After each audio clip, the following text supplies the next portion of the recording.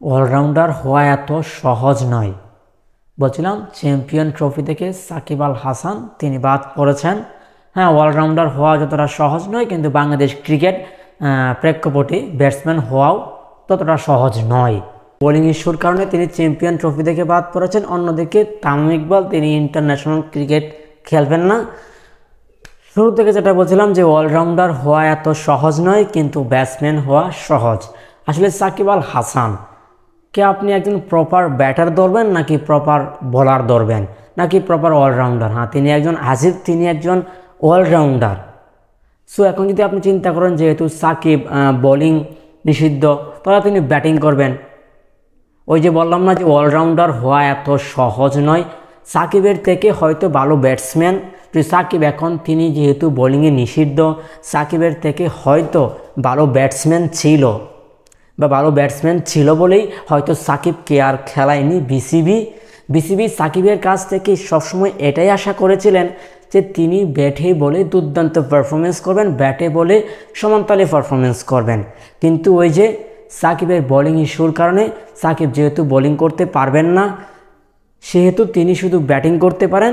So ওই যে সাকিব এখন ব্যাটসম্যান, সাকিব তো একজন এখন আর অলরাউন্ডার নয়, যেহেতু তিনি ইন্টারন্যাশনাল ক্রিকেটে তিনি একজন এখন বর্তমান সময়ে ব্যাটসম্যান।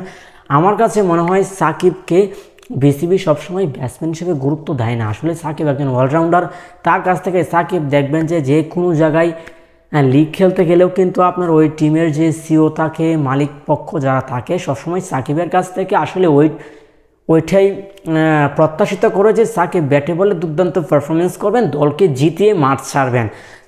ওইটাই আসলে আশা করে। যে আমি এজন্য বলতে যাচ্ছি যারা এখন নতুন অলরাউন্ডার হচ্ছেন বা হবেন, আসলে অলরাউন্ডার হওয়া এতটা সহজ নয়। অলরাউন্ডার হতে গেলে আপনাকে যে ব্যাটেও পারফরমেন্স করতে হবে, ব্যাটিংয়েও পারফরমেন্স করতে হবে, ওই বোলিংয়েও পারফরমেন্স করতে হবে সাকিবের মতো। যদি না করতে পারেন তাহলে আপনি কোনো সময় অলরাউন্ডার হতে পারবেন না। কারণ দেখেন না, সাকিব কিন্তু ব্যাট হাতেও ভালো ব্যাটিং করেছেন বাংলাদেশ সময়, তিনি ব্যাটিং হাতেও ভালো ব্যাট করতেন।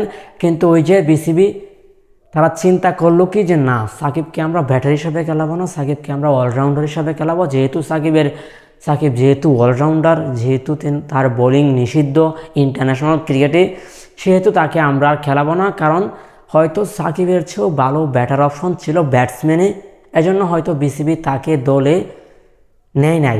আমার কাছে যতটুকু মনে হয়, আবারও বলছি, অলরাউন্ডার হওয়া এত সহজ নয়। অলরাউন্ডার হতে গেলে আপনাকে দুয়ে ফরম্যাটেই পারফরমেন্স করতে হবে।